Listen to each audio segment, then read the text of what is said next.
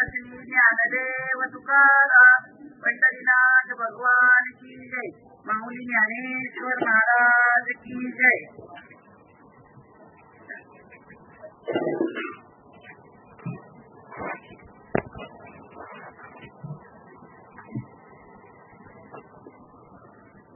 मागील मुमुक्षु जय होते, दिली ऐशिया जाणूनी माते, कर्मे केली समजते धनुर्धरा. परी ते बीजे जैसी दबदली, न उगवतीची पेरिली, तैसी कर्मेची परी तयार झाली मोक्ष हेतू.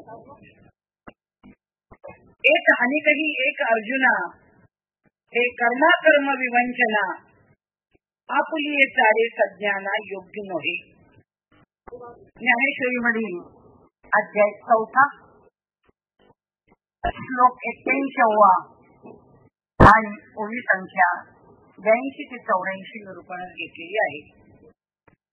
हे सांगायचं कारण तुम्ही गेल्यानंतर तुमच्या ज्ञानेश्वरीमध्ये तपासून पाहू शकता.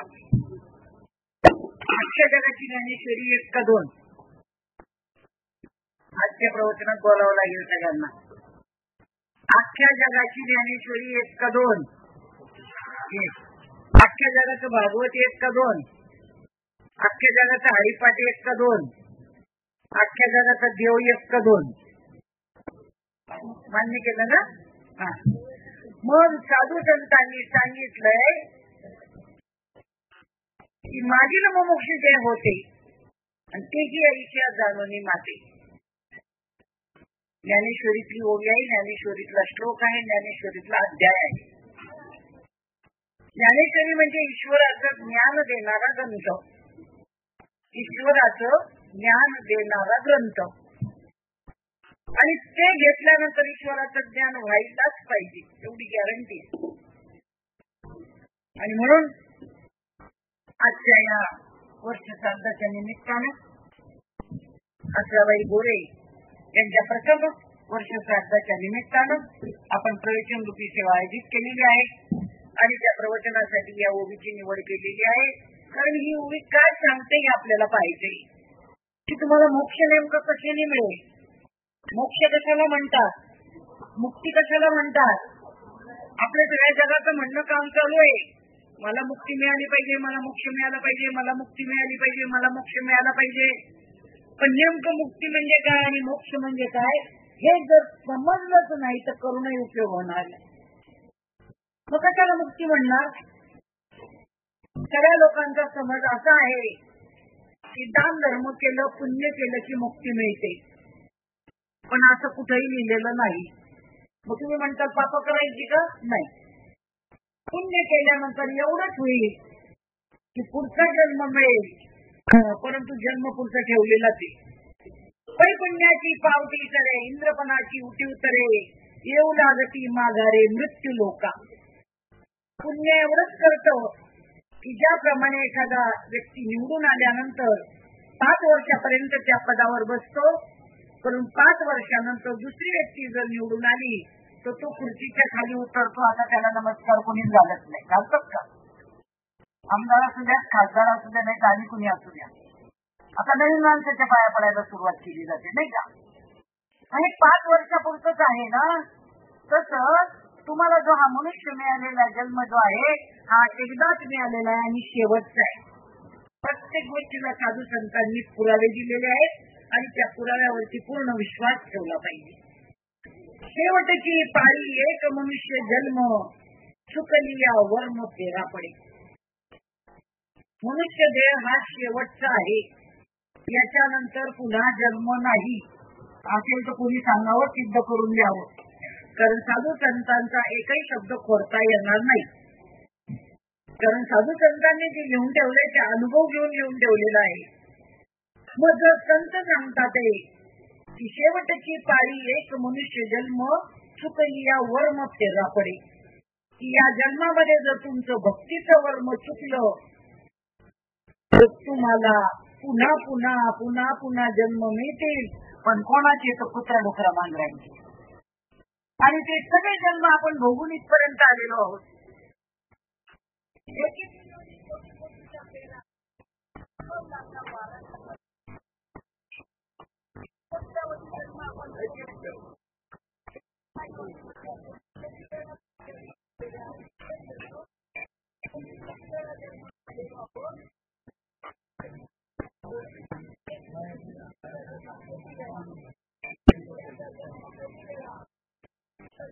पुन्हा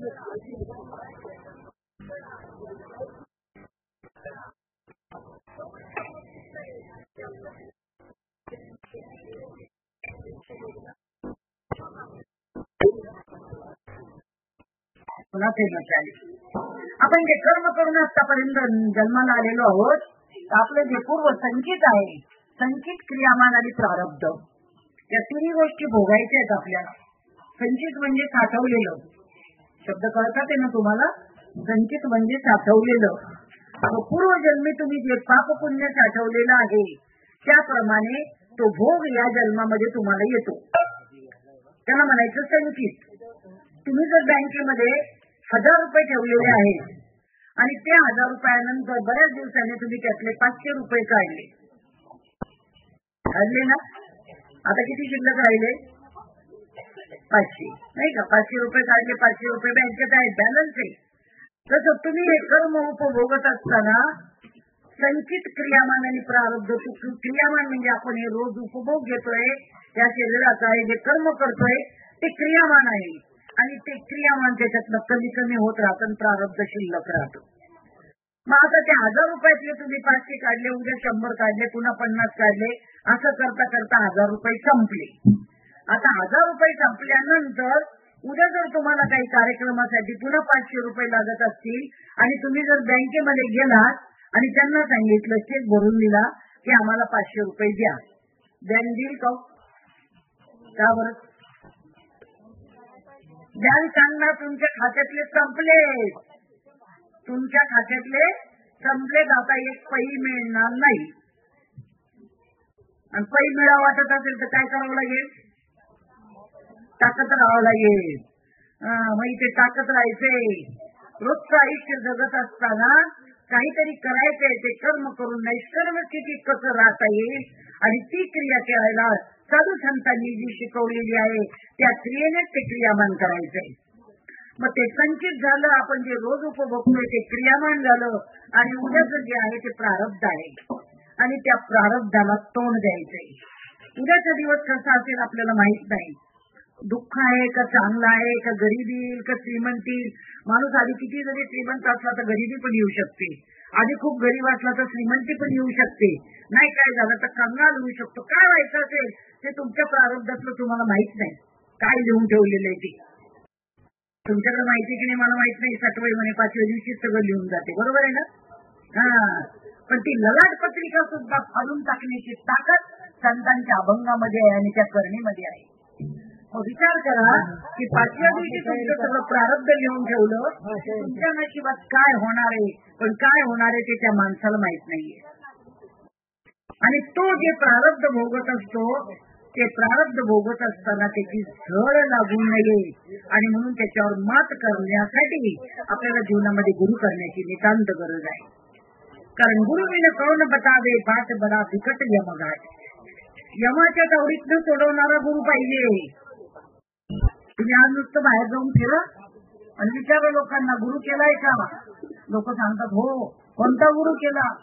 लय मोठा गुरु केला, अमुक बाबा, अमुक ताई, अमुक अमुक अमुक महाराज. लय मोठ्या मोठ्या बाबांची नावं सांगतात. मठाधिपती, वाचस्पती, बृहस्पती, कीर्तन केसरी, अगाज्ञानी, प्रगाज्ञानी, इतक्या मोठ्या मोठ्या बाबांची नावं सांगतात. त्यांच्याकडे मठ आहे, आश्रम आहे, पैसा आहे, लोकांची राग लागलेली आहे, फुल गर्दी आहे. आणि अशा ठिकाणी जाऊन आम्ही गुरु करतो, पण तो गुरु काहीच कामाचा नसतो. तर तुमची आमची पुन्हा त्याची भेटही होणार नसते. गुरु एका बाजूला आणि शिष्य एका बाजूला, आई एका बाजूला आणि मूल एका बाजूला, असं होऊ शकेल का? तर लेकुराचे हित जाणे माऊलीचे चित्त, आईची कणवळ्याची गाती करी लाभावी नसते. आई आणि मुलाचं एक अतूट नातं आहे, नाळं जोडलेलं आहे. इतका मोठा गुरुचा आणि शिष्याचा संबंध असतो. आणि त्या बाबाकडे कुठेतरी जातो आपण आणि गुरु करून येतो आणि लोकांना विचारायचं गुरु केल्यावर अनुभव काय? ते सांगतात आमचं घर खूप सुखात चालू आहे, आम्हाला चांगली बायको मिळाली, आम्हाला चांगला नवरा मिळाला, आमच्या शेतामध्ये पीक आलं, आमच्या विहिरीला पाणी लागलं. आता या कोणत्या अध्यायात लिहिलेले आहे का? ज्ञानेश्वरीचे याचा तरी अध्यायात आहे. ज्ञानेश्वर महाराजांनी बायका मुलं मिळण्यासाठी गुरु केला का? तुकाराम महाराजांनी प्रपंच सुखात व्हावा म्हणून गुरु केलं का? सर्व संतांचा संसार दुःखात झालेला आहे. ज्ञानेश्वर महाराज, तुकाराम महाराज, एकनाथ महाराज सर्वांना समाजाने खूप छळलेला आहे, इतका त्रास दिलेला आहे. आणि तेच लोक आजही जिवंत आहेत आणि तेच लोक तेव्हाही होते ना आजही आहे. कारण साधू संतांचं तत्वज्ञान ते खरं आहे आणि तेच नेमकं आम्हाला पटत नाही. कारण सत्य हे कटू असतं, ते किती ओढून सांगितलं तरी पटत नाही. पण खोटं मात्र काही नाण्याला माऱ्या केल्या तरी इतकी फुल गर्दी असते, इतकं पटतं तरी जनता लगेच तिकडे धावते. पण दुनियाच खोट्याची आहे ना. हे जगच बनलेलं ते मायेतून घडलेलं आहे. माया बरी डाकिनी काटके कलेजा खाय. ही जी माया आहे ना ती तुम्हाला कुठे नेऊन पोहोचेल तर पत्ता लागणार नाही. तुम्हालाच नाही, इंद्र चंद्र ब्रह्म सुद्धा नाडले. इंद्र चंद्र ब्रह्म ते सुद्धा ज्यावेळेला तपश्चर्या करायला बसायचे, नामस्मरण करायला बसायचे, तर मेनका ब्रह्मा यायच्या आणि त्याचे नाच गाणे, त्यांचं सौंदर्य, त्यांचं रूप पाहून इंद्रचंद्र सुद्धा बाहेर. आणि आजही तेच होणार आहे, पुढेही तेच होणार. इंद्रा पडली भोग, चंद्र झाला काळा आणि नारद चुकला सारा भजनाचा. भजनाचं बरं का, भोजनाचं नाही. आमचे भोजनाचे सप्ते अखंड चालू आहे, गल्ली ओळख सप्ते चालू आहे. बाबांना तर काही कमतरताच नाही. एवढे मोठमोठाले कॉम्प्लेक्स आणि मोठे मोठे बाबा. सप्तावापर्यंत म्हणले की पहिल्यांदा मिटिंग घ्यावी लागते नाही का. तुम्हाला सगळ्यांना अनुभव असेल, मला काही अनुभव नाही त्यातला. मिटिंग घ्यावी लागते आणि मग त्या मिटिंग मध्ये विचारतात कोणता बाबा बोलवायचा. हे म्हणतात सगळा मोठ्यातला मोठा बाबा बोलवा. मग ते म्हणतात त्याच्याहून मोठा बाबा बोलवा. मोठा म्हणजे त्याला काही शेंगेचं खूप तुटलेलं असतं. मोठा म्हणजे कशावरून? पैशावरून. पैशावरून बाबा मोठा. आज कीर्तनाचा रेट 50,000 ते 60,000 रुपयापर्यंत गेलाय. एक कीर्तन फक्त 2 तासाचं, घड्याळ लावून कीर्तन. पहिली चाल, मधली चाल, शेवटची चाल, त्याच्यात अर्धा पाऊण तास जातो. इकडचं तिकडं गबाळ गोळा करायचा, हा ऊ करायचे, सासू सुनाच्या गप्पा मारायच्या, टाइमपास करायचा. 10 मिनिटं बाबा बोलतो, 11:15 घड्याळ पाहायला सुरुवात करतो आणि सांगतो मी काय आता तुमचा जास्त वेळ घेणार नाही. घेऊच नको ना बाबा, घेऊन तरी काही वाटोळच चाललंय ना सगळ्यांचं. सांगणाराचे वाटोळ, ऐकणारांचे वाटोळ. आज कोणाचा उद्धार झालाय सांगा तुम्ही सत्यावरती की प्रांजळपणे. आणि महाराष्ट्रभर अखंड हरिनाम सत्य होता, ते गल्ली गोळा सत्ता चालू आहे. मोठमोठाले कीर्तनकार त्याच्यामध्ये कार्यक्रम करायला येतात, ते 50,000 60,000 घेऊन जातात. ते किती लोकांचा उद्धार झाला, किती जणांनी माळा घातल्या, किती जणांना भिन्न ज्ञानाचा उपदेश झाला, किती जणांना या देहामध्येच देव आहे याची अनुभूती आली, किती जण कीर्तनकार प्रवचनकार घडले, किती जणांच्या वागण्यामध्ये परिवर्तन झालं. कोणाच्याच वागण्यात परिवर्तन नाही. सांगणाराच्या नाही ना ऐकणाराच्या तर अजिबातच नाही. मग करायचंय कशासाठी? अहो तुम्ही प्रपंच करता तो वंशवाढीसाठी करता. शेतामध्ये जे बी पेरता एका बीजापोटी करू कोटी कोटी, एका बीजापोटी फळे रसाळ गोमती, शुद्ध बीजापोटी फळे रसाळ गोमती. तुम्ही शेतकरी असताल तर तुम्हाला माहित असेल, एक ज्वारीचा दाना जमिनीमध्ये जर पेरला, मूर्खाने पेरा नाही तर सज्जनाने पेरा, पण तो पेरल्यानंतर त्याला जर कणिक आलं तर त्या कणसामध्ये किती दाणे असतात? 100, 200, 400 असतील की नाही. पेरला किती होता आणि आले किती? 400 एका कणसा बरं का. आणि असे हजारो कणस शेतामध्ये येतात आणि त्याला एवढे दाणे येतात, परंतु ते झाड जर उपटून पाहिलं तर खाली किती बियाणं सापडतं? सापडले का कधी शेतकऱ्याला? सापडलंय का? जे बी पेरलं होतं ते सापडलंय का? अरे त्याला स्वतःला नाश करून घ्यावा लागतो स्वतःचा, तेव्हावरती 400 दाण्याचं कणीक येतं.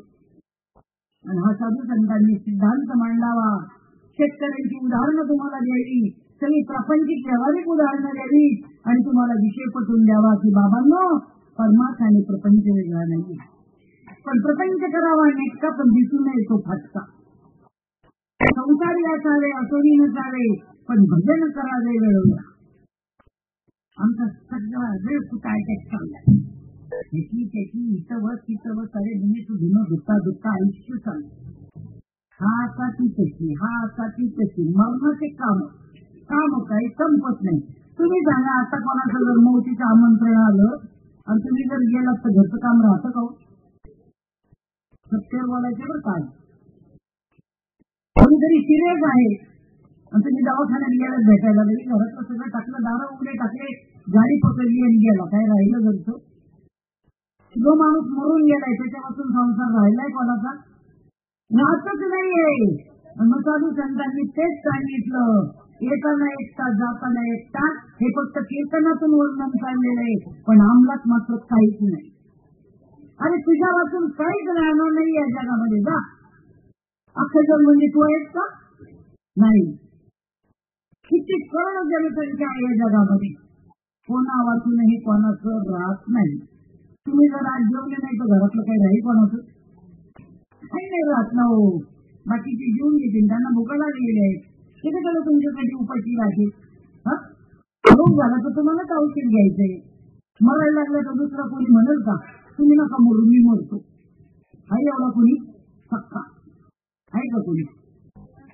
किती उदाहरणं सांगितले साधू संतांनी. एका गावामध्ये असंच एक गृहस्थ वारले आणि सगळे गावातले लोक भेटायला आले. आता प्रत्येकाच्या घरी सगळेजण जातात नाही का, माणूस मेल्यानंतर. भेटायला गेल्यानंतर रडावंच लागतं नाही का? रडावंच लागतं. समजते का मी काय बोलते ते? नाही रडलं तर नाव ठेवतात नाही का? नाव ठेवतात म्हणून रडावं लागतं. मनापासून रडतात तुम्ही, बरं आणावं लागतं का ते तानू तानू नाही का? असा पदर लावू लावू काही नसतं, डोळ्यात कितीच नसतो, फक्त ओरडून ओरडून ओरडून रडायचं. अरे जिथे बनी नाही होली नाही गार्डन चोरी. होलीच्या म्हणे फार खरं आहे. तो सज्जनांनी घेऊन ठेवलंय ना, फार खरं आहे. अगदी जीवन दोन बनी नाही, जीव घातलं मेल्यावर काय गुलाबजामू काय, पेढे काय, लाडू काय, 1000 लोकांचं पंगत काय, कार्यालय काय, डीजे काय, व्हिडिओ शूटिंग काय, मरायला काय. अरे जिवंतपणे खाऊ घाल ना, भाकर तुकडा 2 टाइम शिळक व्हायना खाऊ घाल ना. नुसते कीर्तनात सांगू राहिले, घरी आई बाप उघडे पडले गोठ्यात. त्यांचा रेट एवढा वाढलाय. तो माणूस मेला ना, अख्खं गाव भेटायला आलं ना. लागले सगळे जण रडायला. बरं जाणाराला रडावं लागतं, ज्याचं ज्याला त्यालाही रडावं लागतं. भेटायला गेलेला सुद्धा नाही ना रडलं तर काही उपयोग नाही बरं का. त्यालाही रडावंच लागतं कंपल्सरी. आमच्या रडायला लागलं आणि मग त्यावेळेला एक जण होता, काय कशाला रडता, जाऊ द्या, त्यांचं होतं तेवढं जगले, आता गेले नाही. स्मशानात पण गप्पा चालतात बरं का. तरी काही नाही बघा, एकटाच होता, सगळं तरी इथंच राहिलं. मग काय आयुष्यभर कमवतो, दिवसभर 5 मिनिटं वेळ नाही हो. आता तुम्हाला म्हणलं त्याला माझ्या बरोबर कीर्तनाला, नाही रे माझं अजून काम व्हायची, नाही रे माझ्या अजून पोरं जेवायला यायची. गेला गटकन म्हणजे मग काही नाही त्याला जेवायचे तसे नाही कळणार हो, नाही कळणार. त्याला त्याग जसा त्या दिनी त्याग केला ना, तसाच त्याग करावा लागेल, तोपर्यंत नाही कळणार. त्यामुळे कशाला राहता तुम्ही? जाऊ द्या, आता गेला त्याने आयुष्य जगलं, असं तसं भरपूर सांगितलं. बाकीचे काय म्हणे, तुम्हाला बोलायला लय गोड लागतं म्हणून. ज्याचं जातं त्यालाच कळतं, ज्याचं जळतं त्यालाच कळतं बरं का ते. मग बोलायला तर खूप. मग ते झालं, मग सगळे रडायला लागले. मग त्यांनी सांगितलं, अहो घरोघर आज प्रत्येकाकडे कोणी ना कोणी जातच आहे म्हणे, थोडंफार विचार करणार, जाऊ द्या शांत व्हा म्हणे. नाहीच म्हणे. मग त्यांनी असं सांगितलं म्हणे, आता एक काम करा म्हणे,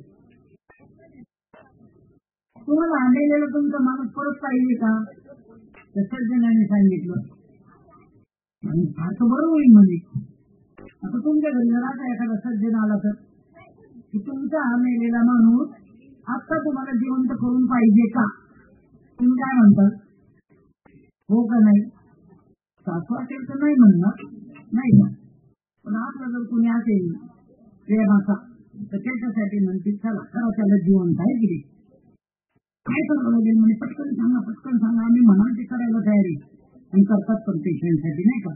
लाखो रुपये घालतात. आता ते मेलेला असतो तरी ट्रीटमेंट चालू राहते, तरी सुद्धा चालूच करतात. मग शेवटी त्यांनी सांगितलं एक काम करा म्हणे, फक्त खूप सोपं आहे म्हणजे चांगलं पटकन काय करावं लागेल. मग फक्त एवढी छोटी वाटी भरून दूध आणा म्हणे, एवढंच. आमच्याकडे लिटर दूध आहे म्हणे, काय म्हणते एका गोठ्यात बांधलेत म्हणे.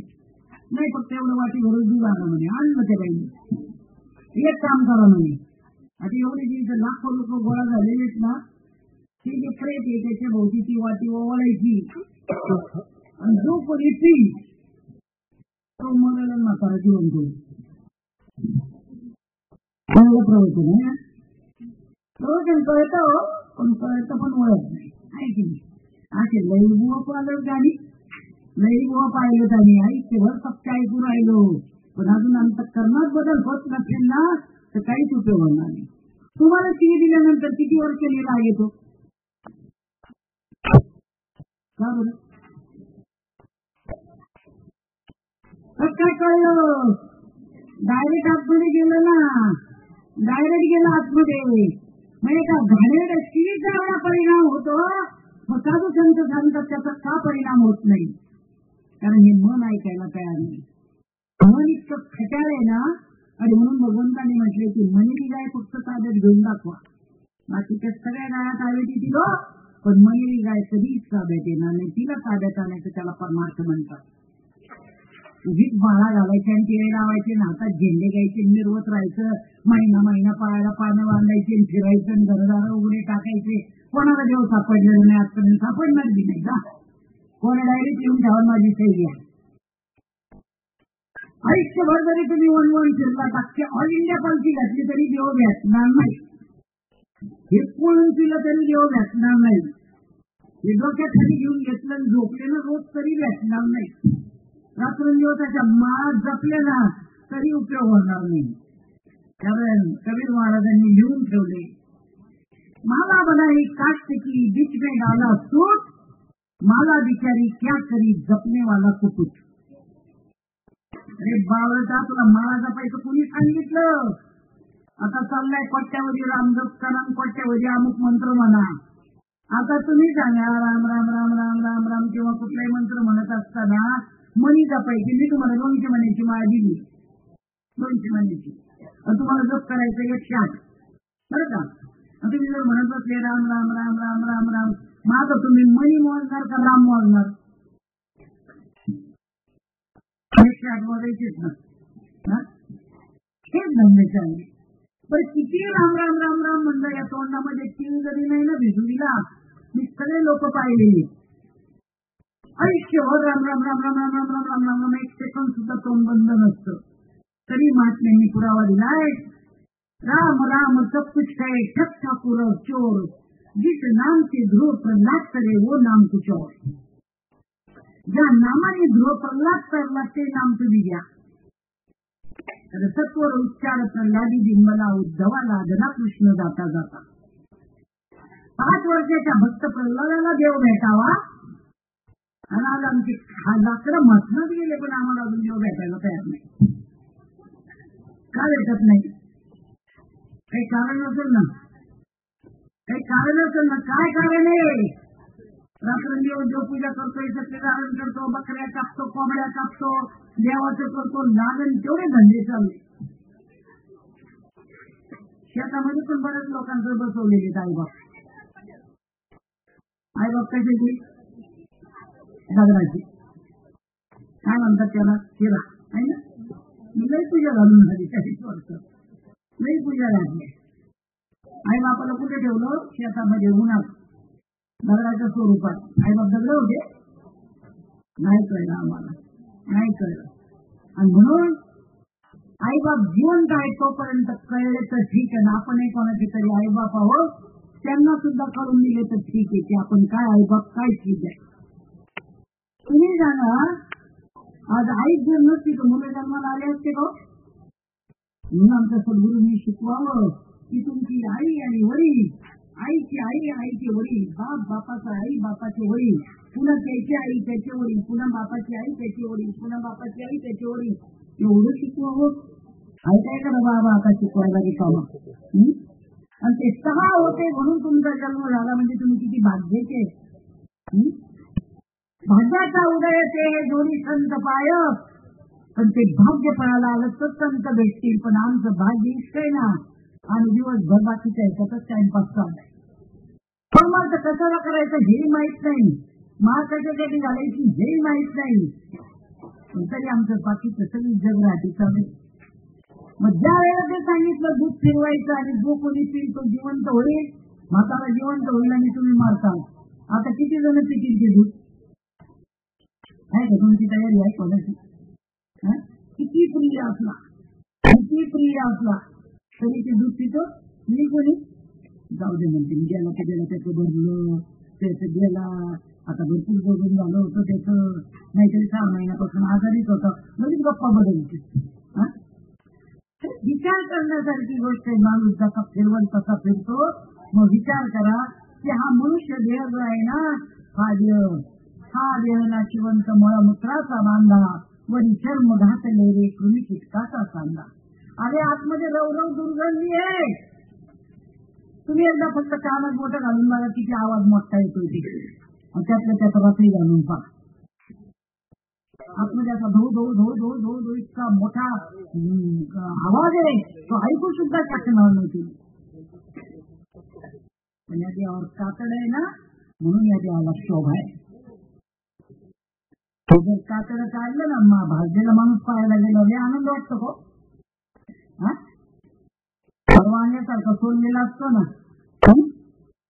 तीच तुमच्या आमच्या देहाची गत आहे. यामध्ये पाहिलं ना तर कृमी किडे मल मूत्र इतकं घाण आहे, आणि त्याच्यावर जर प्रेम करत असेल तर चुकीचं आहे. आतमध्ये जे तत्व आहे ना त्याच्यावर प्रेम केलं पाहिजे.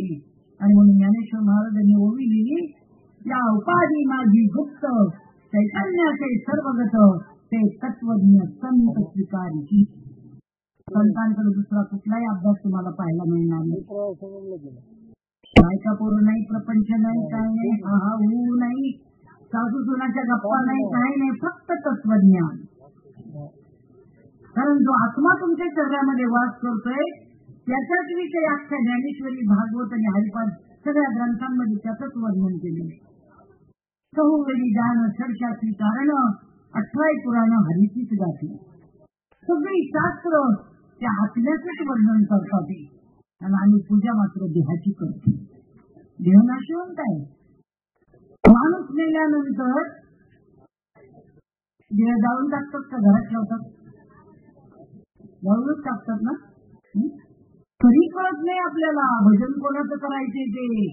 ज्ञानेश्वरीत लिहून ठेवलंय, पण पारायण गल्ली बोळात चालू आहे. पारायण गल्ली बोळात चालू आहे. व्यासपीठावरचा बोलतो, त्याच्या मागे नुसते बोट फिरवायचा धंदा चालू आहे. चालू के पारायण पारायण पारायण पारायण. पारायण करणाऱ्यांना चहा नाश्ता आणि जेवण जर नाही दिलं तर किती जण पारायणाला बसतील? मग पारायण कशाच आहे? पारायण शब्द कशासाठी लावलाय तुम्ही तपास करा. ज्या ब्रह्मदेवाने ही सृष्टी निर्माण केली ना, त्यांनी त्या नामाचं पारायण केलंय. 17व्या अध्याय 23व्या श्लोकामध्ये उदाहरण आहे. पैसृष्टीच्या उपक्रमापूर्वीचा विरक्तमा वेळाचा ब्रह्मा एकला होता, नामदीश्वराचे ओळखू शके नाही, सृष्टी करू शके तो थोरू केलाय की नाम गेले. ब्रह्मदेव एकटाच बसलेला होता. त्याला सांगण्यात आलेलं होतं की आता सृष्टी निर्माण कर, तुम्ही कोणामुळे जिवंत याचा सुद्धा अभ्यास करा. हे काही महाराज सांगणार नाही. लाखो रुपये दिले कीर्तनाचे तरी सांगणार नाही. तुम्ही आज या पृथ्वी तलावरती कोणामुळे आहात? फक्त त्या नामामुळे आहात. ब्रह्मदेवाला सांगितलं सृष्टी निर्माण करायची. ब्रह्मदेवाला काहीच सुचेना. वेडा एकटाच बसला वेड्यासारखा. काय करावं काहीच कळेना. आपल्याला काही काम नाही सुचलं की आपण एकटाच बसतो. काय करावं काही समजत नाही. आणि त्याप्रमाणे एकटाच बसला. आणि मग हे जे ओतप्रोत भरलेलं आहे ना, देव एका ठिकाणी नाहीये. भरला घनदाट हरी दिसे, आत हरी बाहेर हरी, हल्ली कोंडले घरी. ओतप्रोत भरलेला आहे. तुमच्या टोकात ती जागा शिल्लक नाही की जिथे देव नाही. आणि म्हणून हरिपाठामध्ये लिहिले भरला घंटा काही दिसतो. तुम्ही ज्या वेळेला घागर पाण्यामध्ये बुडवता, पाणी भरण्यासाठी हंडा म्हणा घागर म्हणा, काय क्रिया होते?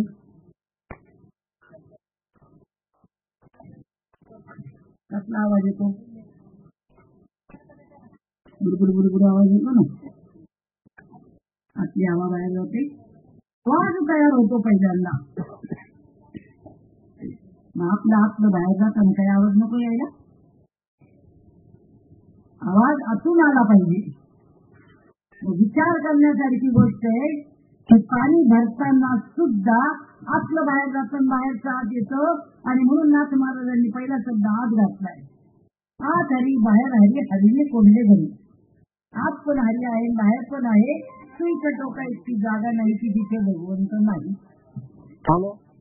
आणि तो जो ओतप्रोत भरलेला भगवंत आहे, त्या भगवंताने हंसाचं रूप घेतलं आणि ब्रह्मदेवाच्या कानामधून नाममंत्र सांगितला.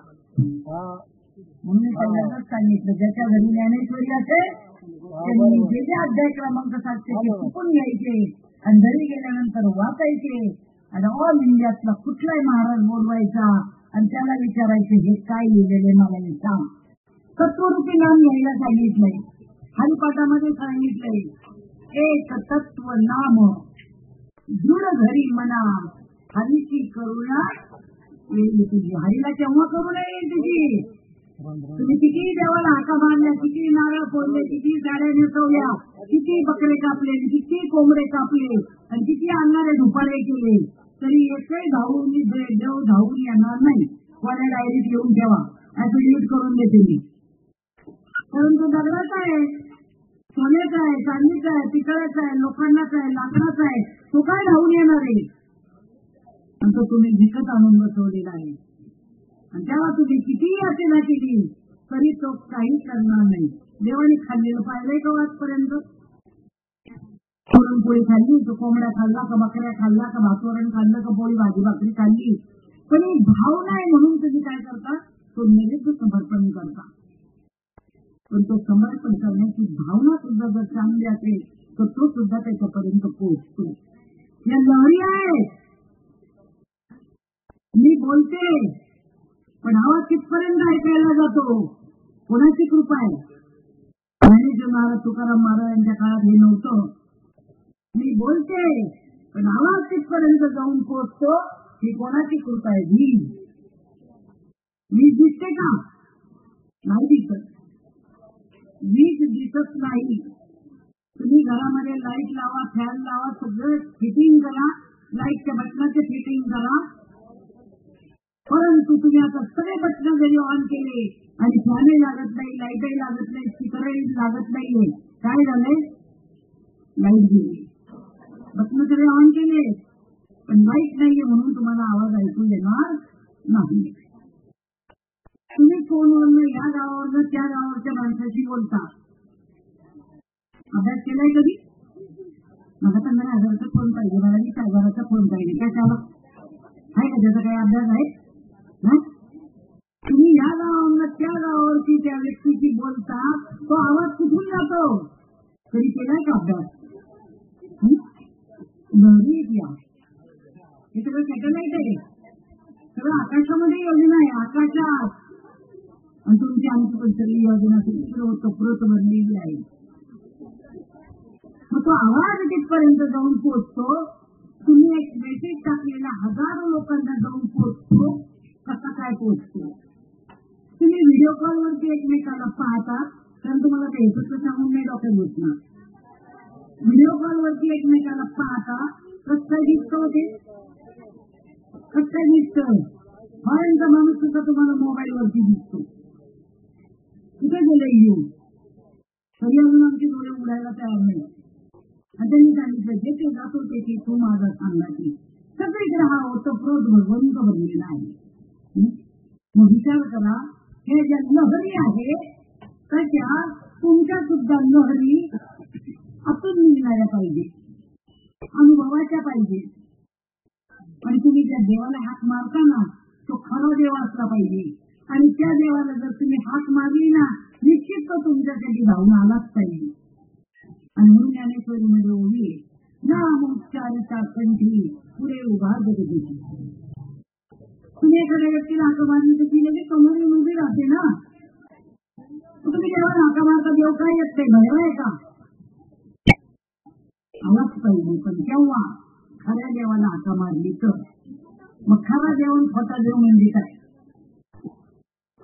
तुकाराम महाराज सुद्धा म्हणतात तुका म्हणे काहीचे आंधळे हे जन पुढं काय गेले विचारून जा तुकाराम महाराजांवर खटला भरायला काय काय तरी कीर्तन करायची ताप गाव महाराजांचं काय घेऊन ठेवलं. सगळेजण खोट्याची भक्ती करतात ते सगळे ए टू झेड महाराजांसह. म्हणून तुकाराम महाराजांना घ्यावं लागलं. तुका म्हणे काहीचे आंधळे हे जन. मग तुम्ही आंधळ आहेत तो डोळ्याचेच ना. सगळ्यांना 2-2 डोळे ज्यांनी चष्मा घातला त्यांना 4 डोळे. मग तरी तुकाराम महाराजांनी आंधळ का म्हटलं त्याचा विचार केला का. तुम्ही तर जाऊ द्या हो समाज खूप चांगला आहे. महाराज लोकच करायला तयार नाही. पहिल्यांदा महाराज लोक ताब्यात घेतले पाहिजे. ज्या दिवशी महाराज लोक सुधारतील त्या दिवशी समाज सुधारेल. तोपर्यंत एकही माणूस सुधारणार नाही का.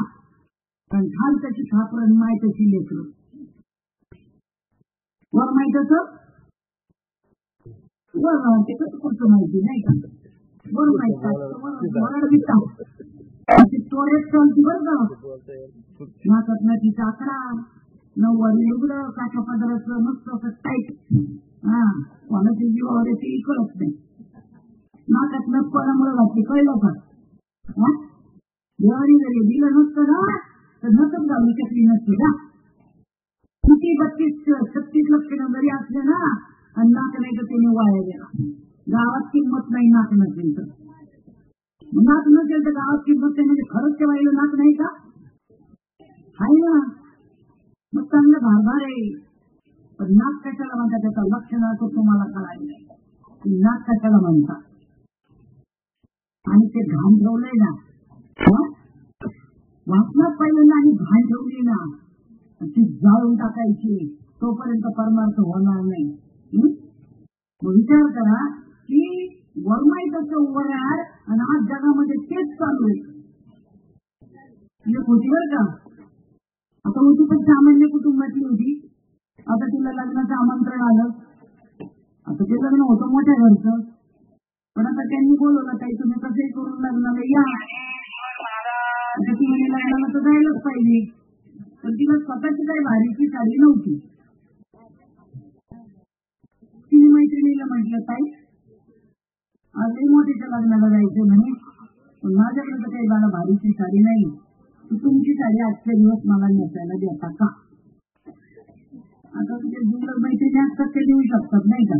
काही तरी कधी नाही जाते बाईनी साडी नाही चांगली घाल का. चांगली जप तिला कोणाला जप. ती घरी गेली साडी गिडी घातली मस्त नखरा केला सगळं केलं आणि चालली लग्नाला. आता लग्नाला गेल्यानंतर तिला काय लक्षात आलं कोणच तुझी अशी गाय तिच्या मागं ना लग्नाला तिच्या मागं. ती कुठं जिथं बसल ना तिने तिच्या पुढे सतरंगी टाकायची. कुठं बसायला लागली ती पुढं सतरंगी टाकायची. सगळ्यांना वाटलं आमदाराची तो खासदाराची आधी नाही का. आमदाराची तो खासदाराची मूर्ती तिथं राहते म्हणजे ती आली की लगेच तिच्या पुढे बसायला लगेच ती काही सतरंगी टाकते म्हणजे काय छाट यायचा. आपण तर कधीच पाहिलं नाही. कधी निवडून आली कोणच तिची नाही का. बरेच पण मामाचं विचारते बघा लगेच कानालाच लागतात. कोणी घेतली ती कोणी ग कोणाची ती वाईटाचे कानाला लागतात आणि चांगले लागतात. माझ्या चौकशी केलं ते म्हणजे आम्ही पण आजच पाहू राहिलो काय भानगडे काहीच कळलं. आमदाराची का पाटलाची का सरपंचाची कोणाचीच कळलं नाही. मग काय करायचं म्हणे आता. मग तिने काय केलं डायरेक्ट तिलाच विचारलं जी सतरंगी टाकत होती तिला काय म्हणे म्हणे लग्नाला आणि पण तुम्ही एवढं पुढं का करते म्हणे तिच्या काय म्हणे नाही आमदाराची, नाही खासदाराची, नाही पाटलाची, नाही सरपंचाची, नाही डॉक्टरची, नाही वकिलाची, मग नाही मास्तरची, मग कोणाची आहे म्हणजे सामान्याची. ते पण तिने घातलेलं लुगडं आहे ना ते माझं आहे आणि ते म्हणू नये म्हणून मी एवढी सेवा करते म्हणून तिची पुढे पुढे पुढे पुढे आमचं कोणाचं हे सगळं बाईला आवडण्यासाठी मी फडक्यासाठीच चालले. खूप पर्यंत खूप बनी अंदरचे खेळ झाली. काय बाबा स्टुडंट असतो 40 लाखाच्या गाडीतून येतो असे पांढरे शुभ्र कपडे कडक इस्त्री आणि गळ्यातला तारणी माळ काय काय बाबाच्या गळ्यात 7 माळ आहे 7 सगळे धंदे चालले बरं का. बाहेर लोकांना सांगायचं आम्ही त्यांनी तिकडे 4 कुटुंब टाकले तुम्ही विश्वास ठेवतो त्याच्यावर ठेवा भाऊ तुम्ही आम्ही नाही ठेवणार. कोण संन्यासी म्हणाल आणि संन्यासी राहायला रिकामे नाहीये आणि साधू संतांचं ऐकणार आहे. आम्हाला प्रपंच करून परमार्थ करायला सांगितलेलं आहे.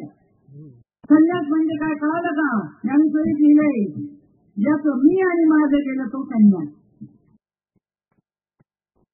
मग चित्तवर झाले तरी ज्ञान ऐकेले ऐके जेणे जाणीतले तो सुटला लागा.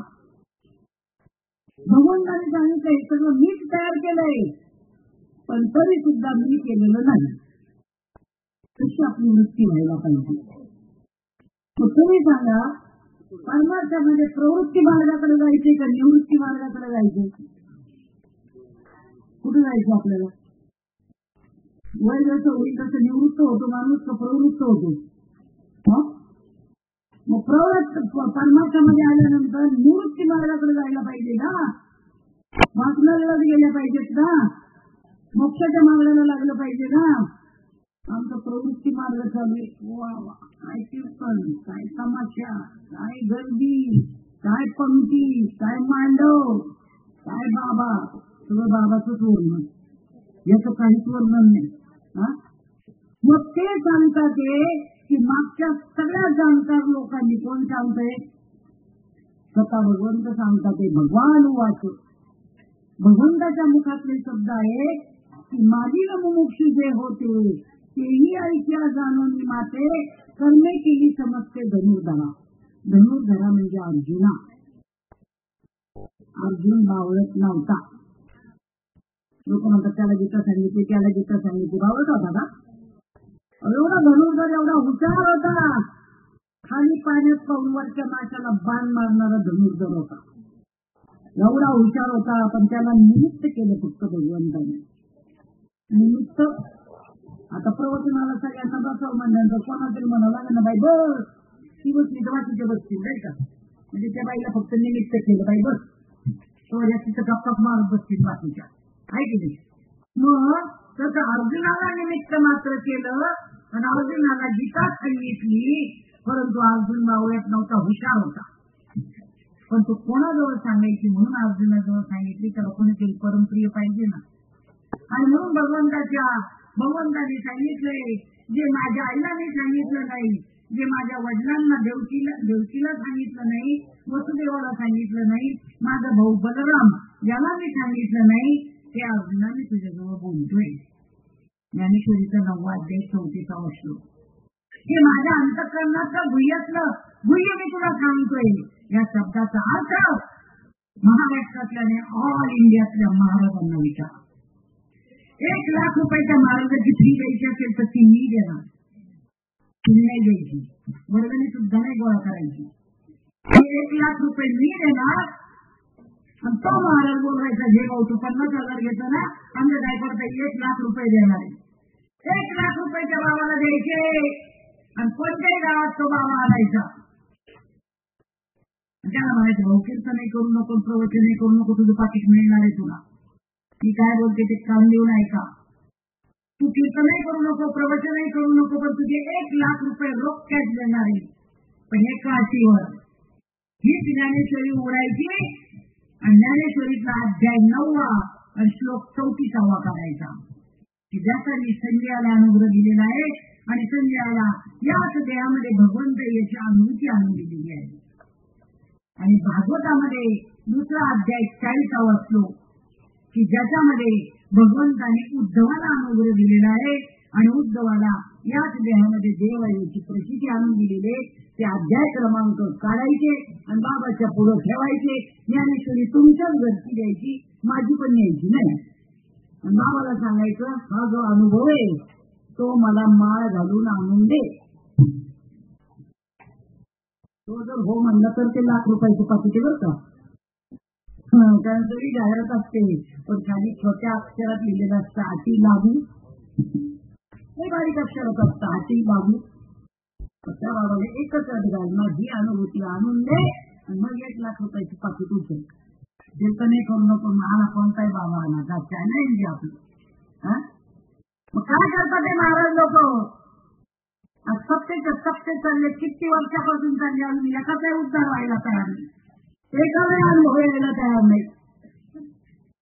का आम्ही काही उघडत नाही तोंडात, आम्ही काही बोलत नाही, आम्ही काही मागत नाही. मागितलं तर मिळेल. तर ज्ञानेश्वरीमध्ये लिहिलेलं आहे काही मी उद्धार पाहिलं काही कृपा करून नारायण. माझा उद्धार कधी होईल ते सांगा. हे बाकीच्या पानकड गप्पा बंद करा. उभी राहिली पाहिजे पब्लिक. बाबाचं कीर्तन बंद केलं पाहिजे. हो बाबा हे सांगायला तुम्हाला बोलवलेलं नाही. कीर्तन बंद करा. आम्हाला आमच्या उद्धाराचं फक्त सांगा. नाही बाबा लोक बंद होतील ना भिकारीवरती बघायचं.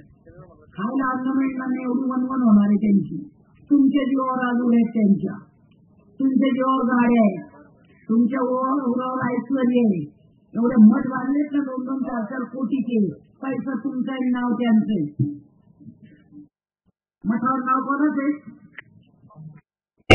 पैसे कोणाचे आहेत. इथे खऱ्या मार्गाला एक पैसे निघत नाही तिथं. काय करता आमची काही परिस्थिती आम्हाला जमतच नाही, खर्चायला जावं लागतं, अमुक होतं, लई तंगी आहे. तिथं कटाकट काढून देतात. का ही वासना मरत नाही.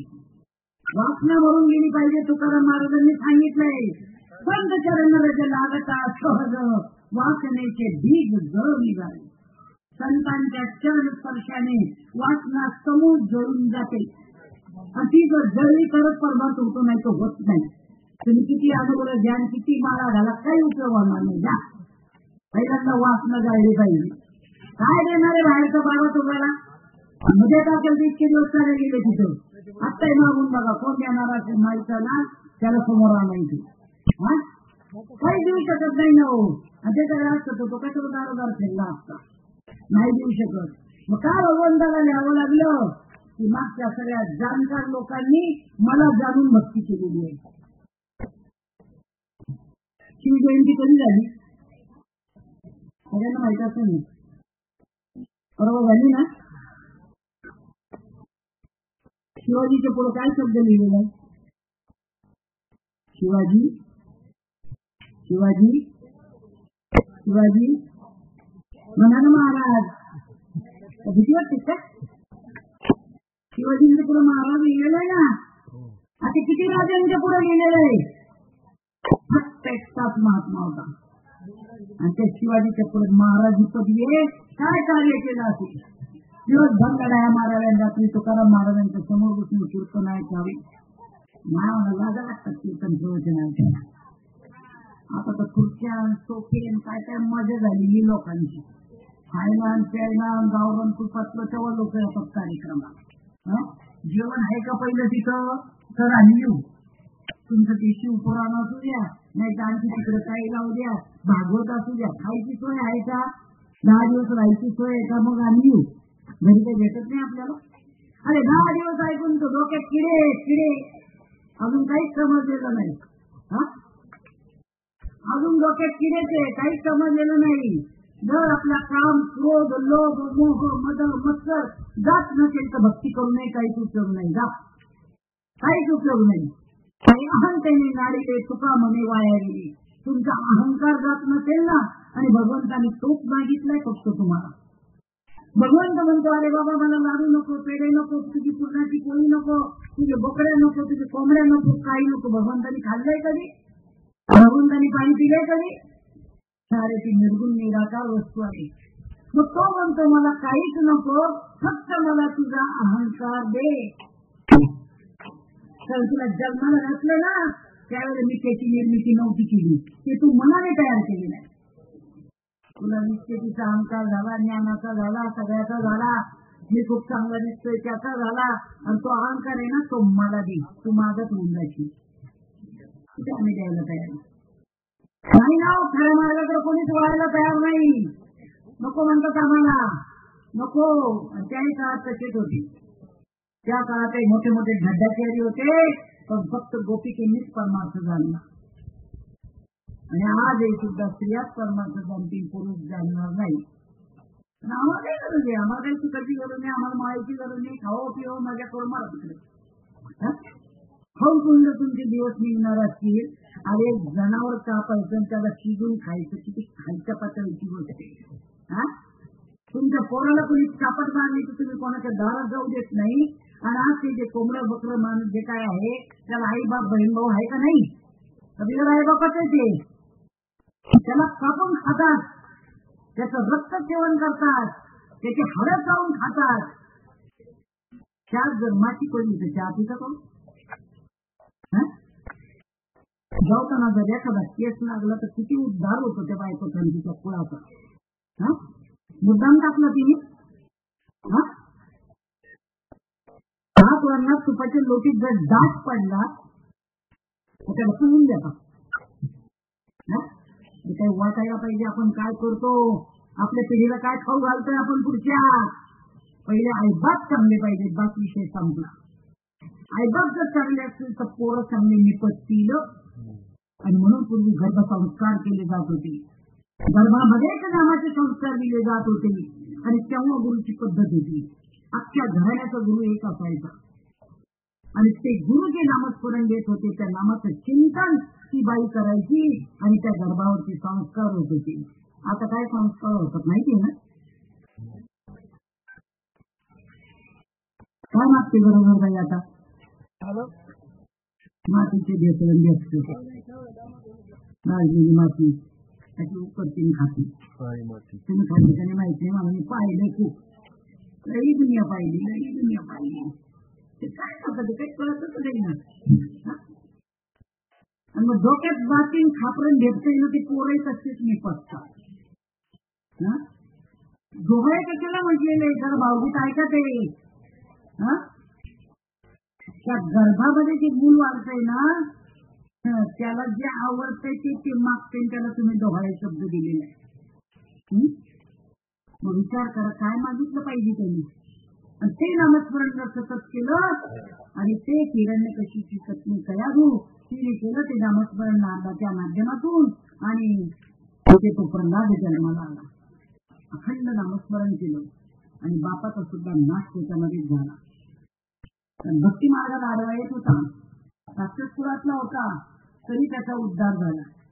आपण आहे का राक्षसकुळातले आहे?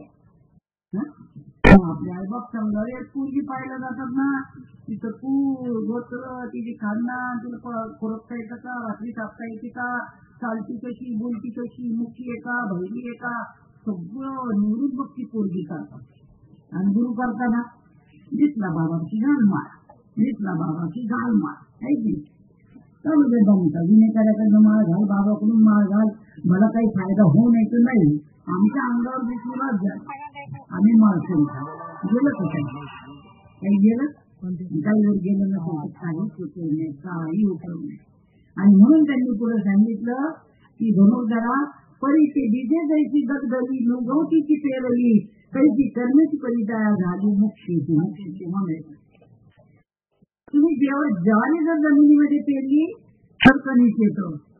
पण एखाद्याला वाटलं नाही बा आता आपल्याला सगळ्या लोकांना खूप आयतं भाजलेले कणस मिळावेत, आणि म्हणून त्यांनी जर ती ज्वारी भाजली आणि त्याच्या लाया केले माहिती ना करायचे त्याचे गरम तव्यावर का भक्ती पेटवावं लागते ना. आता नाही राहिलं मला भक्ती, आणि कोणी लाया भाजणारही येत नाही. मग ज्वारी भाजली तर नाही होते. आणि एखाद्या शेतकऱ्याला जर वाटलं ती नाही आपण जमिनीमध्ये पेरावी आणि त्यांनी जर ती पेरली तर किती दिवसांनी उगवते? आमच्याकडे येतो काही नाही की तुमचं आमच्याकडे शेतकरी आहेत ते होतं. ज्वारी पेरली तर ज्वारीच उगवते, बाजरी पेरली तर बाजरीच उगवते. तुम्ही जे कर्म पेरताल तेच उगवणार. आणि पशु पाखूची होत पण नाही, नर काकूची न होय. एक बार करणी करे तो नर का नारायण होय. या नराचा नारायण व्हावं वाटत असेल तर करणी सुद्धा तशीच करावी लागेल. पण कोणाच्या आश्रयाला राहावं तेही कळलं पाहिजे ना.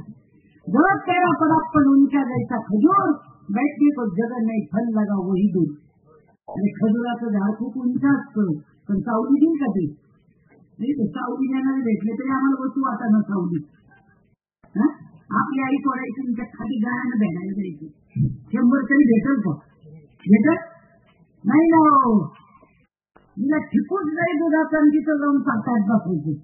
नमत घाणेरड्या सवय लागल्यामुळे आमच्या जीवनाचा उद्धार होत नाही. वाटतं चाललंय जीवनाचं. मग तसं ज्वारी पेरली तो उगवते, पण नाया पेरल्या तो उगवत नाही. साळ पेरली तो उगवेल, पण तांदूळ पेरले तो उगवणार.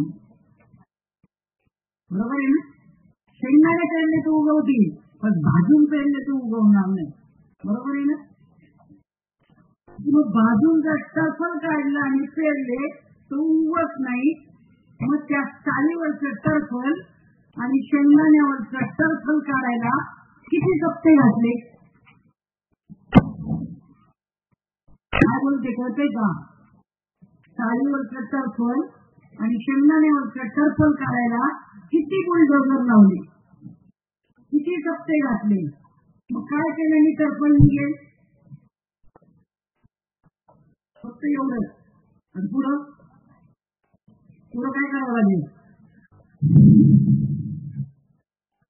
तो सुद्धा भगवंत आहे बरं का आपला. हा जो आवाज आला का, हा भगवंत मेलेल्या माणसाचा मी आवाज येणार. ध्यानात घ्या, ध्यानात घ्या. आणि जेव्हा फुंकर मारली आणि ते टरफल उडून गेलं आणि तांदूळ राहिले हातावर, आता ब्रह्मदेवाच्या बापाने पेरले तरी उगवतील का? ती क्रिया साधू संतांनी सांगितली. बाबांना या पुण्याच्या नादी लागू नका. तुमची वासना समोर जाळून टाका. तर वासनेच्या संगे जन्म घेणे लागे, तेच अंगे झाले हरिरूप. जन्माला येते आणि मरते ती वासना. हा जो देव आहे हा पंचमहाभूताचा आहे. आपदे ज्वारी पाणी पृथ्वी आणि आकाश. आणि ती पाच तत्वामध्ये विलीन होतात. आणि हा देव स्मशानभूमीमध्ये जाळून टाकला जातो. पेटला नाही तरी 4 डबे रॉकेल ओतलं जातं. बरोबर आहे का? चुकीचे. जाळून त्याची राख होती. बरोबर आहे ना. आणि आत्मा आहे तो अमर आहे, तो निघून गेला आहे. आणि म्हणून माणूस गेला असं जाहीर केलेलं आहे. जोपर्यंत आत्मा तुमच्या शरीरात आहे तोपर्यंत त्याला जिवंत म्हणतात. आणि ज्या दिवशी आत्मा निघून जातो त्या दिवशी त्याला डेड बॉडी म्हणतात. आता याच्यातली लाईट निघून गेली किंवा हे बटन बंद केलं तर मी बोललेलं समोर ऐकायला जाणार नाही. मग हे डेड बॉडी आहे तर जिवंत आहे? नाही ना. म्हणून बटन बंद करून टाकलेले नाही का? किंवा लाईट गेली आता ऐकायला जात नाहीये. हे मर आहे. हे सुद्धा भाड्याने घेतलेले बरं का. आपला कार्यक्रम झाला, आपल्या घरी ठेवून घ्यायचं का ज्याचं होतं त्याला द्यायचं? नक्की हे लोक देऊन टाकायला ज्याचं होतं त्याला. कळलं का? सांगितलं का एखाद्या बाबांनी? हे ज्याचं होतं त्याला देऊन टाकायचंय. काय तुकाराम महाराजांनी छान बोललेलं आहे. झाला प्रेत रूप शरीराचा भाव लक्ष्मीला ठाव स्मशानीचा. अरे जिवंतपणी मरायची कला सद्गुरू शिकवतात. जिवंतपणी धावा घातला जातो. जिवंतपणी माझे मनन पाहिले ना डोळा भोगी मुक्तीचा सोहळा. आपण मेल्यावर कोण रडल का नाही रडल माहित नाही, धावा घालतील की नाही माहित नाही. पण तुकाराम महाराजांनी शिकवलं जिवंतपणीच करून टाकायचे. ज्या दिवशी तुम्ही सद्गुरू करता, गुरु अनेक आहे. दत्तात्रयांनी 24 गुरु केले पण तरी सद्गुरू करावाच लागला. सद्गुरू वाचवणी सापडेना सोय धराले ते पाय आधी आधी. आपला सारखी करीती तात्काळ ताबडतोब आपल्यासारखं बनवतात. आणि असा सद्गुरू जीवनामध्ये करायचा. आणि तो सद्गुरू शोधण्यासाठी अनेकांची कीर्तन प्रवचन ऐकायचे गंमत म्हणून नाही. टाइमपास म्हणून नाही. आणि त्या अनेकांची कीर्तन प्रवचन ऐकून त्याच्यातून त्या महात्म्याला प्रश्न करायचा आहे, बाबा तुमचं कीर्तन प्रवचन सगळं छान आहे, आवाज चांगला आहे, चालचूल चांगलं आहे, सगळं नीटनीट आहे, पण आम्हाला आमच्या हृदयस्थ भगवंताची ओळख घालून देताल का? आता मी एक प्रश्न विचारते, ज्ञानेश्वरी भागवत मधला नाही, आपला रोजचाच आहे. तुम्हाला जर विचारलं मी देव कुठे आहे, कुठे आहे देव? तुमचं देव कुठे आहे? देवाला ते मशिदीत आहे, आपल्यातच आहे, नक्कीच. छोटपणे सांगतात आपल्यातच आहे, माझ्या मनात आहे, माझ्या आत्म्यात आहे, माझ्या शरीरात आहे. हात कुठं लावला तिथं. शोधायला कुठं चालली भरकटत. काशीला जा, पंढरपूरला जा, पैठणला जा, देहूला जा, या बाबाकडे जा, त्या बाबाकडे जा. फार उलटे पालटे पडतात एकमेकाच्या अंगावर, गर्दीच गर्दी. हात बाबा काय देणार आहे तुम्हाला? आणि देव तुझ्याकडे आहे ना. कुठे शोधीची रामेश्वर, कुठे शोधीची काशी, हृदयातील भगवंत राहिला हृदयातून उपाशी. नुसतं म्हणणं करताय का? कारण जनाबाई सांगते, देव आहे देव आहे हृदय मंदिरी शोधणी पाहिजे. कुठे शोधायला सांगितलं देव? हृदयात. हृदय कुठे आहे? तुमचं कुठे आहे? हृदय कुठे आहे आजी? तुमचं कुठे? बाहेर आहे का आत? हृदय हृदय असं वाचत नाही जमले काय केलं मग इथं? विचार करा, हृदय रात्रंदिवस धड धड धड धड करतोय ना, मग हृदय कुठे आहे? आत आहे का बाहेर आहे? आत आहे ना. मग तिने काय सांगितलं जनाबाईनी? देव कुठे? हृदयात आत. हृदय कुठे? शरीराच्या आत. आणि देव कुठे? हृदयाच्या आत. मग त्याला कुठे शोधावं लागलं, आत का बाहेर? मग आता काय चिरफाड करून जायचं काय? आतमध्ये चिरफाड करावं लागत. आतमध्ये जायचा जो मार्ग आहे ना, ते कसं जायचंय फक्त संतांनाच माहिती आहे. संतांना प्राप्ती नाही यायचे वेद देते बाई. वेदांनी सुद्धा सांगितलंय, आम्ही सगळं लिहून ठेवलंय. अभंग लिहिले, पोथ्या लिहिल्या, पुराण लिहिलं, शास्त्र लिहिलं, सगळं लिहिलं, परंतु आम्हाला सुद्धा ठाम पत्ता नाही लागला त्याचा. तर तुम्हाला पाहिजे असेल ना, तर तुम्ही संतांकडे जा, संत तुम्हाला तो मार्ग दाखवतो. आणि संतांकडेच फक्त तो मार्ग आहे. आता संत कोणाला म्हणायचा? आलाच प्रश्न. देव तो हृदयात आहे, देव संतांकडूनच सापडणार आहे, मग संत कोणाला म्हणायचं? आता पण आमच्या पालन, आमचे गुरु, आमचे शिष्य चालू द्या सांगता आहे की नाही. जो कीर्तन प्रवचन करतो तो संत नाही. जो पांढरे कपडे घालून फिरतो तो संत नाही. ज्याच्या गळ्यात बाळ्यात, कपाळात, टिळात, पंढरपूरच्या वाऱ्या करतो तो संत नाही. मग संत कोणाला म्हणायचं? आज खूप छान करून कोणीचा स्वयंपाक केला, काय ती बाई सुगरण आहे. मग ती बाई सुगरण आहे तर तिने छान पोळ्या केल्या, ती कला सुगरण आहे. कला सुगरण आहे. डॉक्टर, वकील, इंजिनियर ही जी पदवी आहे ती त्या माणसाला आहे का त्याच्या ज्ञानाला आहे? डॉक्टर तुमचा रोग बरा करतो, त्या ज्ञानाला डॉक्टर म्हटलेले. तुम्हाला वकील सल्ला देतो त्याला वकील म्हटलेलं आहे. शेतामध्ये बी पेरायची अक्कल आहे त्याला शेतकरी म्हटलेले, माणसाला म्हणत नाही. मग जसं ती जी पदवी आहे ती ज्ञानाला आहे, तसं संत ही पदवी त्या ज्ञानाला आहे, माणसाला नाही. माणसं संत होऊ शकत नाही. ते ज्ञान पैगा भरवे, जरी मनियाची आणावे, तरी संताया बजावे सर्वस्वेशी. असं जे ज्ञान आहे की ज्या ज्ञानाने अज्ञान जातं, जन्म मरणाचा फेरा चुकतो, याची देही याच डोळा, भोगी मुक्तीचा सोहळा, या स्वरूपाची प्राप्ती होते, त्या ज्ञानाला संत येते. आणि ते ज्ञान आपल्याला आत्मसात करायचे. ज्ञान बाकीचे जे ते ज्ञानच वेगळी आहे, ती व्यावहारिक ज्ञान आहे. पण असं ज्ञान पाहिजे की आपण जे देव शोधत बसलेलं हे जे अज्ञान आहे, हा जो संशय आहे, हा जो भ्रम आहे, तो दूर करणारा महात्मा आपल्याला भेटला पाहिजे. आणि म्हणून प्रत्येक महात्म्याला तुम्हाला प्रश्न विचारावा लागेल, की बाबा आमच्या हृदयस्थ परमेश्वराची गाठभेट घालून देता का. माझा महात्मा ज्या दिवशी भेटेल त्या दिवशी त्याची शरणागती करा आणि ती शरणागती केल्यानंतर ते तुम्हाला गळ्यामध्ये माळ घालून अनुग्रह देतील. अनुग्रह हा एकांतात दिला जातो. चव्हाट्यावरती माळा घातल्या जात नाही. तुमच्याकडे आता असं समजायचे की या मांडवामध्ये सुपारी फोडायची, मुलगा मुलगी पाहिजे, पसंत झाले, आता इथे सगळे पाहुणे रावळे आलेले आणि सगळ्यांची बैठक बसलेली आहे. पण आता मुलीच्या घरच्यांकडनं किती घ्यायचं हे जर ठरवायचं असेल तर ते इथंच घरात कामात कौर. आता तुमच्याकडे कसं मान्य नाही का.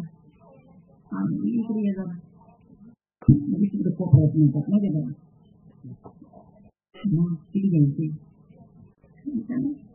10 पोलिसांना 5 राखत हे सांगायला सुद्धा तिथं आलोचना जातात आणि मग तिथे येऊन बैठे तिथं आयुष्य मानतात ना. मग काय मागायचं ते मागतात. बैठकीतला विषय सुद्धा तुमचा एकांतात आहे. लग्न झालं तरी तुम्हाला जी वंशोत्पत्ती करायची ते सुद्धा एकांतात आहे. जमिनीमध्ये जे तुम्ही बी पेरता त्याच्यावरती सुद्धा माती झाकावी लागते तरच उगवत, नाही तर उगवत नाही. मग विचार करा, बी सुद्धा झाकावं लागतं. म्हणून ज्ञानेश्वर महाराजांनी सांगितलं ज्ञानदेव कुठे निवृत्तीची चाड गगनाहुनी वाढ नामा.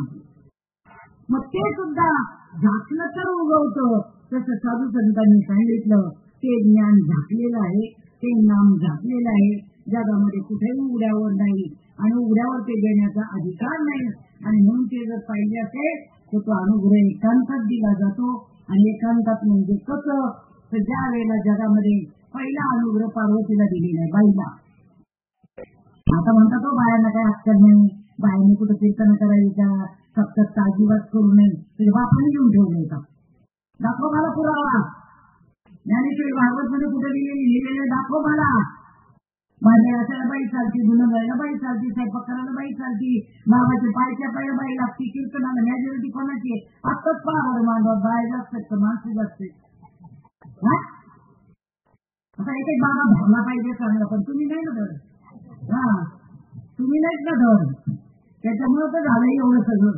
सगळ्या बाबांनी सुरू केले, सगळ्या गावच्या लोकांनी. फक्त बाया चालत नाही, बायांनी कीर्तन करू नये. का बरं?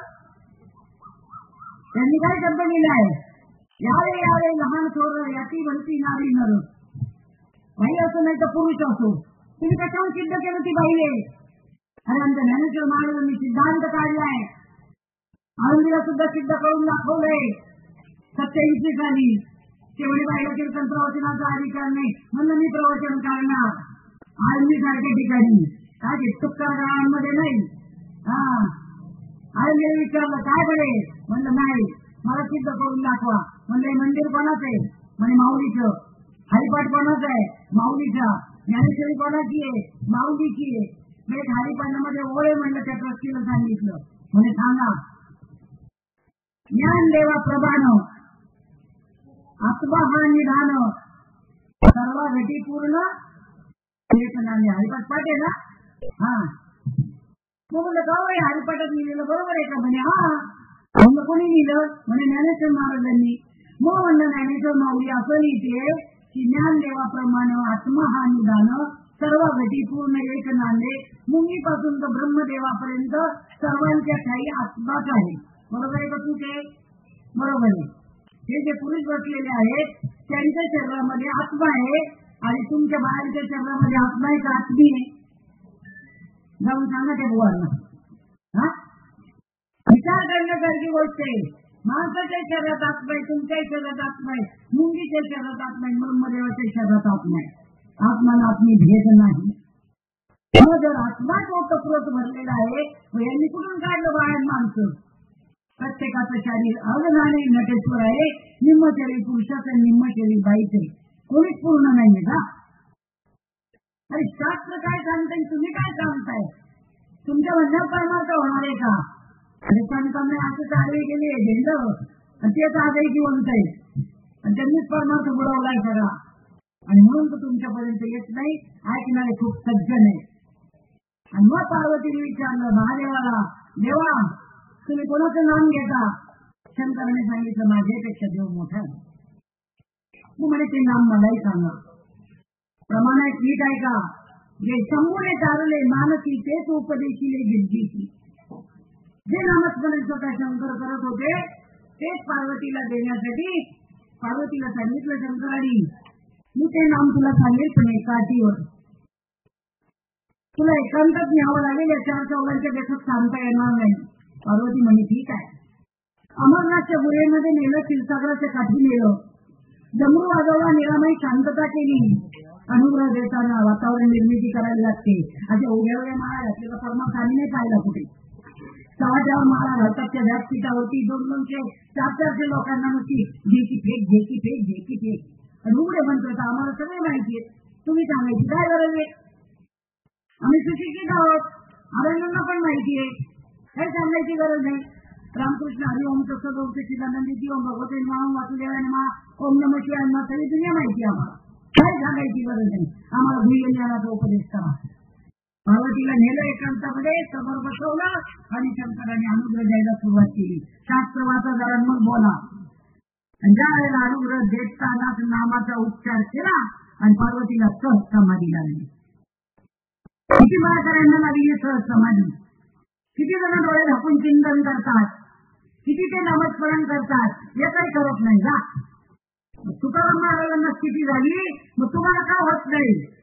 आणि जोपर्यंत होत नाही तोपर्यंत आम्ही खरं मानणार नाही. तुम्ही आणि तुकाराम महाराज एकच करता येईल. आणि पार्वतीला सहज समाधी लागली की निश्चित पहिली आणि लगेच हुंकार ऐकायला आला. शंकराने पाहिलं, अरे मी नाम तर पार्वतीलाच सांगितलंय आणि हुंकार कुठून ऐकायला आला? मातेच्या पोटातून मच्छिंद्रनाथाने हुंकार दिला. ऐकलं असं नाही कधी पोटल्या फक्त बाबाचे पुढे जाऊ चालले तुम्ही खायला जातात काय? अशा गप्पा ऐकून बाबाला तेच विचारायचं जे शंकराने पार्वतीला दिलं, जे मच्छिंद्रनाथांनी मातेच्या पोटात ऐकलं, ते नाम मला दे तरच मला किती बाबा घालतील बघा, लगेच मला फोन करा. मच्छिंद्रनाथांनी मातेच्या पोटातून हुंकार दिला. शंकराने पाहिलं हुंकार कुठून आला. लगेच शंकराने सांगितलं, हे ज्ञान मी फक्त पार्वतीला सांगत होतो आणि हुंकार कुठून आला. मग लक्षात आलं आणि मग शंकराने लगेच सांगितलं, तुम्ही जरी हे नाम चोरून ऐकलं असेल, शब्द काय वापरलाय, हे नाम तुम्ही जरी चोरून ऐकलेलं असेल तरी तुम्हाला याचा विनियोग कळणार नाही. लगेच पुरावा देते. मुखी ते नाम, हाती ते सात्विक कर्म, पण विनियोगाधीन कर्म विफल होय. हे नाम कोणालाच माहित नाही, जरा फक्त संतांनाच माहिती. शास्त्रात कुठं लिहिलेलं नाही. आमच्या सारख्या ग्रॅज्युएट डबल ग्रॅज्युएट लोकांना त्याच्यात वाचून करायला असतं ना. काय गरज होती गुरु करायची? काय गरज होती? आमचं सोडावं. रामाला सुद्धा वशिष्ठ गुरु करावा लागला, कृष्णाला सांडीपणी गुरु करावा लागला, दत्तात्रयाने 24 गुरु केले तरी भागलं नाही. स्वतःच्या वडिलांकडून अनुग्रह घ्यावा लागला. लिप्रेत जिवंत करणाऱ्या चांगदेवाला मुक्ताबाईकडे यावं लागलं 7 वर्षाच्या. काय होतं तिच्याकडं? उघडे मंत्र माहीत नव्हते त्याला. का कोणी विचार करत नाही? गावचे लोक आणि महाराज लोक सगळ्यांनी झापडे बांधले म्हणून सगळ्यांच्या डोळ्यावरती परमार्थाचं आवरण आलं. म्हणत असतील आम्ही परमार्थ करतो, सत्य करतो आणि तो त्यांचे पारायण करतो, काहीच करत नाही का? जोपर्यंत खरा मार्ग त्या गावामध्ये त्या भागामध्ये होत नाही ना, काय महात्म्यांनी क्रांती केली, ज्या महात्म्यांनी ज्ञानेश्वरीचं लिखाण या नेवाच्या गावी करावं, धनानंतर नेवाच्या गावाला परमार्थ काय तो माहित नाही. किती कपाळ करंजी आणि किती उधारीची कोणासाठी घेऊन ठेवलंय? इष्टीची वाढत मात्र सवय आम्हाला वाटून वाटून द्या. 5-5 एकर म्हणजे 5-5 एकर, त्याची उशी कमी नाही आली पाहिजे. आई मारायला लागली तरी दागिन्यावर पूर्वी टपलेलीची दागिने मलाच पाहिजे. कोणाचे घर पाहिलेले आई पान मारायला लागली. शेवटी भाऊ म्हणतो बहिणींना 4 दिवस तिला काय लागतं ते खाऊ घाला, वाटलं तिचे 5-5 सोळ्याच्या बांगड्या तुम्हाला देतो. आणि बायका बहिणी इतक्या हिंडत आणि मग त्या म्हातारीला खीर खाऊ घालतात आणि 5 सोळ्याच्या पाटल्या घेऊन जातात. सगळे कुटुंब पाहिजे. जागा पडले विचार करण्यासारखी गोष्ट. पोटच्या पोरांनी पोरींनी असं वागावं. आई बापांनी काय केलं असेल तुमच्यासाठी? हाडाची काढा, रक्ताचं पाणी, झोपायला जमीन, पांघरायला आकाश, काय पूर्वीचे दिवस होते. आवाज कष्ट करून तुम्हाला लहानाचं मोठं केलं. आता तुम्हाला दिवस दिसायला लागले, मायबाप वृद्धाश्रमात जायला लागले. पोरी याच्यावर बंद घालायची आणि उघड्या डोळ्याने पाहतोय तमाशा आणि आपल्या बाबांना बोलवतोय या या चालू दे आमच्या गावचं वाटतं. वर्ष किती होतं? 40ावं, 60ावं, 80, 175वं वर्ष चालू आहे काय काय गावात. अजून या काय उद्धान.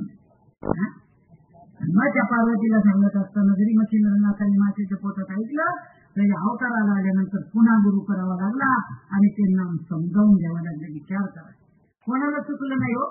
कारण संत बीज पलटे नाही झुक गए अनंत. संतांचा वंश कधीच खंड होणार नाही. आजही संत संप्रदाय जिवंत आहे. संतांचा संप्रदाय आजही कार्यरत आहे आणि अनादिकाळचं तत्वज्ञान सतत सत जिवंत आहे. आजही ती प्रचिती जशीच्या तशी आणून दिली जाते आणि ते नाम एकांतात दिलं जातं. तुळशीची माळ घालून दिलं जातं आणि तेवढ्याचसाठी तुळशीची माळ, बाकीचं खाणं पिणं सोडण्यासाठी बावळट धंदे. साधू संतांनी माळा घातलं काही व्यसनमुक्तीसाठी नाही घातल्या. आता तेच धंदे चालले. खायचं बंद करा, खायचं बंद करा. वाटायला पाहिजे साधू संतांची निंदा आहे, निंदा आहे, त्याच्यासाठी नाहीच माळा. आणि तो अनुग्रह दिला जातो. त्या नामाचं चिंतन केल्यानंतर याच देहामध्ये देव आहे याची अनुभूती येते आणि ती अनुभूती जी साधू संतांना आली तीच आपल्याला आली पाहिजे. हा पटपसारा नकोय. तुकाराम महाराज म्हणतात, कंठी प्रेम दाटे, नैनी नीर होते, हृदय प्रकटे रामरूपे. माझा कंठ दाखवून आला, डोळ्यामधून अश्रू आले आणि हृदयामध्ये राम प्रकट झाला. अशी स्थिती जर तुकाराम महाराजांची होतीये, मग आमची का होऊ नये? ते पण 2 हातापायचीच माणसं होती. ते आई बापाच्या पोटी जन्माला आले होते. त्यांनी अभंगात लिहून ठेवले, या ग्रंथावर लिहून ठेवले.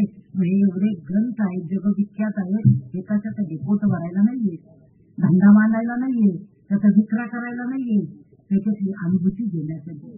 आणि म्हणून त्यांनी एकच सांगितलं, नामा म्हणे ग्रंथ श्रेष्ठ ज्ञान देवी एक तरी उभी अनुभव. एवढा जरी नाही ना अभ्यास केला, काही गरज नाही एवढं वाचायची पाठ करायची. एकच ओळीचा अनुभव घ्या, तोही संतांच्या कृपेने घ्या. अख्खी ज्ञानेश्वरी तुमची पाठ होणार. काही अभ्यास करावा लागत नाही. आणि म्हणून ते ज्ञान आतमध्ये ओरिजिनल तयार आहे. भगवंतांनी जन्माला यायच्या आधी फिट करून गेलेले हे ज्ञान जे अर्जुनाला होते तेच तुम्हाला पण आहे आणि आतमध्ये फिट केलेलं आहे. पण त्याच्यावरचं आवरण ज्या दिवशी तुम्ही काढता त्या दिवशी तुम्ही मात्र स्वयंभू होतात, स्वयंप्रेषित होतात, स्वयंप्रकाशित होतात. नाही तुम्हाला देवाची ओळख झाल्याशिवाय राहणार नाही. ओळखीला हरणी साठवीला पोटी होता त्याची बेटी दुःख काही. आणि असाच अनुभव घेतलेले कुटुंब आज आपले हे आसाराम गोरे आणि त्यांचे भाऊ गीताराम गोरे हे अख्खं कुटुंब, दोन्ही कुटुंब या संप्रदायाचा अनुभव घेऊन अनुभव घेतलेला आहे. आणि अशा त्यांच्या ज्या मातोश्री आसराबाई गोरे यांचं आज 1 वर्षापूर्वी निधन झालं. पण जरी त्या आपल्यातून गेल्या तरी सुद्धा जसं आम्ही आल्यानंतर लगेच त्या समोर पडलेल्या की काय आठवणी ते दिसतात. त्या सगळ्या वारंवार आठवणी येत असतात आणि म्हणून आठवणी कधीच कुठं जात नसतात. आणि म्हणून मनुष्य जरी गेला तरी पाठीमागे मात्र जे सगळं शिल्लक राहतं ती माया ममता असते आणि ती तुम्हाला घडायला लावते. आणि त्या मायेतून बाहेर निघायचे आणि ते काढणारे फक्त संत महात्मे आहेत. आणि म्हणून संतांनी प्राप्ती नाही यायची वेद तिची वाईट असं वेदांनी सुद्धा सांगितलं. आणि म्हणून त्यांच्या या वर्षश्राद्धाच्या निमित्तानं श्रद्धाची म्हणून श्राद्ध आहे नाही का, श्रद्धा असावी लागते. आणि म्हणून ते श्राद्धाच्या निमित्तानं आपण जे अपेक्षा सुखी नाते जे कोणी सगळेजण पाहुणे मंडळी आलेले असतात त्यांचं दुःख निवारण करण्यासाठी आपण आलेलो असतो. परंतु शेवटी हे दुःख किती जरी मांडलं तरी ती शेवटी ज्याचं त्यालाच असतं. तुम्ही आपण काही कोणाचं दुःख दूर करू शकत नाही. ते दुःखाचं हरण करणारा फक्त भगवंतच आहे. आणि म्हणून अशा भगवंताची सेवा त्या कुटुंबियांकडनं होत असते. आमचा नेहमी त्यांचा सहवास असतो आणि म्हणून त्या कुटुंबियांची मानावे तितके ऋण म्हटलं तरी चालेल. आणि म्हणून त्यांची जी कृपा आहे, त्यांच्या आईवडिलांचे जे आशीर्वाद आहे त्यांच्या छत्रावरती डोक्यावरती. आणि म्हणून त्यांनी हा जो कार्यक्रम आज राबवलेला आहे आणि म्हणून साधू संतांची कृपा, तुमच्यासारख्यांचे आशीर्वाद. म्हणून हे 2 शब्द बोलता येतात. मी काही कीर्तनकार नाही, प्रवचनकार नाही, माझे कुठं मत नाही, संस्था नाही, शाळा नाही, काही नाही. तरी माझ्या हाताखाली 40 कीर्तनकार आहे. मला स्वतःला काही येत नाही पण तरी माझ्या हाताखाली 40 कीर्तनकार आहे. डॉक्टर आहेत, वकील आहेत, इंजिनियर, सगळ्या दर्जाचे. आणि म्हणून असा अनुभव घेण्यासाठी साधू संतांच्या संप्रदायाचा शोध करा, संतांचा शोध करा आणि आपलं उर्वरित आयुष्य सुखामध्ये घालवा. हेच सांगण्यासाठी आजचं प्रवचन होतं. आणि म्हणून बोलता बोलता जर काही चुकला असेल, काही अपशब्द गेला असेल तर उदाहरण कर्णाने मायबाप या त्यानं आपण माफ करावा आणि माफ करताल अशा आशा प्रदर्शित करून झालेली जी सेवा आहे ती माझ्या सद्गुरूंच्या चरणी, माऊलीच्या चरणी समर्पित करून प्रवचन रूपी सेवेला पूर्ण विराम देते. परंतु आता यांचा मुलगा नातू जो आहे मोनू, त्याची खूप इच्छा आहे की मला 5 ते 10 मिनिटं बोलायचे आणि त्याची इच्छा मात्र तुम्ही पूर्ण करा, कारण त्याच्या आजीसाठी तो बोलतोय. आणि म्हणून माझं प्रवचन झाल्यानंतर तो 5 मिनिटं बोलणार आहे. शांत चित्ताने त्याचे बोबडे बोल तुम्हाला ऐकूनच घ्यावे लागतील, कारण हा दाव आहे, ऐकावंच लागणार आहे आज तुम्हाला. कारण त्यांनी माझ्याजवळ हट्ट केलेला आहे, आज मला प्रवचन करायचंय. म्हणलं कर बेटा, पण माझं प्रवचन झाल्यानंतर 5 मिनिटं बोल. तर त्याला जे काही मनातलं बोलायचं आहे ते त्याला बोलू द्या, कारण समाज आज बोलू देत नाही आणि म्हणून मुलं पुढे येत नाहीत. परंतु त्याला जे काही बोलायचंय ते बोलण्यासाठी तो आता इथे व्यासपीठावरती येईल. चल म्हणू, त्याला 2 शब्द बोला. पुंडलिक वरदारी विठ्ठल श्री ज्ञानदेव तुकाराम.